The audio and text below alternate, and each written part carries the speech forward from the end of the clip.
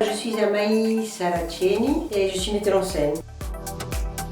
Je viens présenter une création pluridisciplinaire qui s'appelle Una Madre.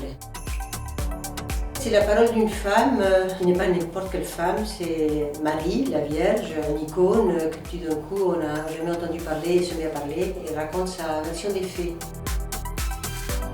C'est une évidence que je devais le faire. C'est quand même, ça fait 2000 ans qu'on se tait et ça fait 2000 ans qu'on a des images de la femme qui ne me correspondent pas du tout.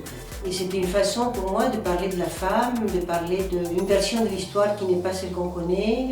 Et en plus, ce qui me plaisait beaucoup, c'était que c'est écrit par un homme. C'est un Irlandais, Paul Toybin, qui a écrit ce texte, donc c'est encore plus intéressant.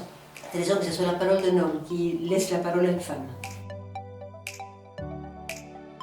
Alors ça c'est un choix très intime et musical puisque je suis traversée par plein de langues depuis mon enfance. Je pense que toutes les langues chez moi c'est des langues étrangères. Et le fait de créer ce spectacle en France, ça me permettait d'introduire le français comme une langue étrangère.